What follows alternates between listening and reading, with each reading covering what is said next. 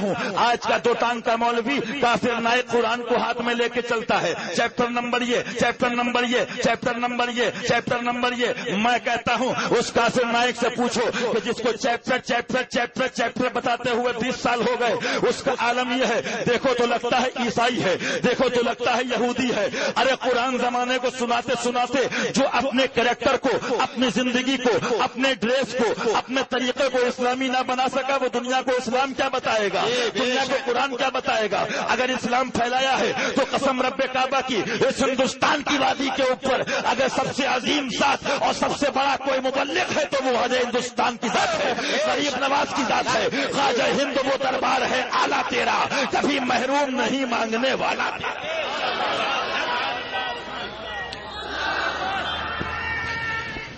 یا رسول اللہ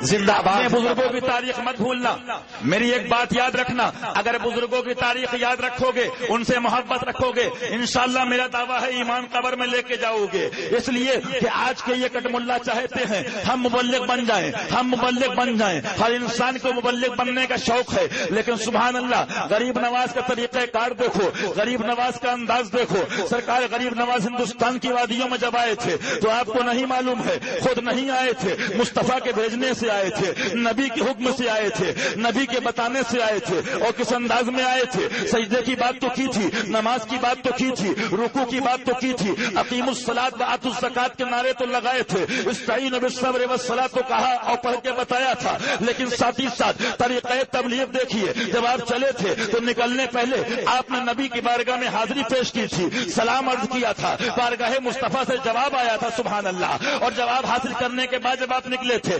پاکستان کی وادیوں سے ہوتے ہوئے، لاہور کی دھرتی سے ہوتے ہوئے داتا گنج بخش لاہوری کے مزار پہ گئے تھے، اور حاضری دینے کے بعد جب وہاں سے نکلے تھے تاکہ زمانے میں جو غریب نواز کو یاد رکھے اس کو یہ بھی یاد رہے کہ کافر نائی تبلیغ کیا کرے گا، جو نماز کی بات تو کرتا ہے، غوث اعظم سے دور کرتا ہے، نماز کی بات تو کرتا ہے، نبی سے دور کرتا ہے، اور کہتا ہے محمد صاحب کو تو ماننا بھی حرام ہے، مان اللہ رب العالمین۔ میں کہتا ہوں مسلمانوں تمہاری غیرت ایمانی مر گئی ہے، جو اس کی فیل میں جائے، جو اس کی تقریب میں جائے وہ گناہ گار ہے، وہ فاسق ہے، اس کی محفل میں جانا حرام ہے، اس لیے کہ نبی کی توہین کرنے والا ہے، نبی کی گستاخی کرنے والا ہے، وہ تو نبی کی بارگاہ ہے، وہ تو رسول کی بارگاہ ہے، یہ نبی نہ تھے، یہ رسول نہ تھے، لیکن خواجہ پاک جب تبلیغ کرنے نکلے ہندوستان ہی کا نہیں بلکہ ایشیا کا سب سے بڑا مبلغ جب نکلا اور وہاں پہ چلہ کرنے کے بعد سرکار کی بارگاہ سے چلے ہیں تو فیض کے دریا کھولتے ہوئے اپنے زبان پاک سے اعلان کرتے ہوئے زمانے کو بتا دیا کہ صحیح تبلیغ یہ ہوتی ہے کہ سر جھکے خدا کی بارگاہ میں،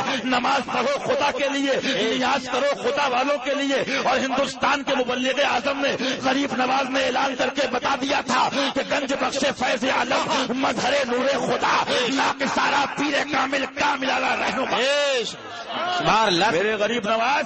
تبلیغ کرنے آئے، اور ایسی تبلیغ کہ ہم ہی نہیں ہمارے بڑوں پر احسان ہے ان کا، ہماری نسلوں پر احسان ہے ان کا۔ بتاؤ کون ہے مسلمان جو بالواسطہ یا بلا واسطہ ان سے فیض نہ حاصل کیا ہو؟ الحمدللہ ہمارا عقیدہ ہے، لیکن مسلمانوں ذرا سوچئے، آج کوشش یہ ہوتی ہے بزرگوں سے دور کر دو، معلوم کیا ہوا؟ جب بزرگوں سے دور کرو گے تو ان کے طریقے سے بھی دور ہو جائے گا۔ ذہن کو حاضر کیجئے، ورنہ اگر صرف دشمنی 11ویں سے ہوتی، 12ویں سے ہوتی، کھچڑے سے ہوتی تو سوال پیدا ہوتا ہے، ایک طرف حرام کہو، ایک طرف 4 پلیٹ کھا بھی لو موقع ملے،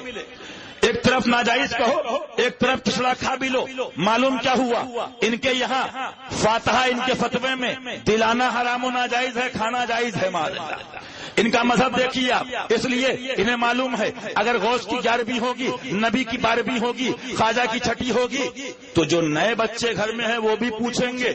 کس کی فاتحہ ہے ابا، ماں سے پوچھیں گے تو ماں بتائے گی، کبھی باپ بتائے گا، کبھی بہن بتائے گی، کبھی بھائی بتائے گا۔ جب بتائے گا تو اس بچے میں جذبہ پیدا ہوگا، جس کی یاد میرے باپ مناتے رہے، آیا کہ وہ ذات کون سی ہے؟ جس کی یاد میرا بھائی مناتا رہا وہ شخصیت کیسی ہے؟ جس کی کی یاد میں کھانا میری ماں پکاتی رہی، وہ ذات کیسی ہے، تو ان بچوں میں شوق پیدا ہوگا، تو وہ خواجہ پاک کے بارے میں پڑھیں گے، غوث اعظم کے بارے میں پڑھیں گے، اعلیٰ حضرت کے بارے میں پڑھیں گے، مخدوم سمنا کے بارے میں پڑھیں گے، اور جب ان کو پہچان لیں گے تو مصطفیٰ تک پہنچ جائیں گے،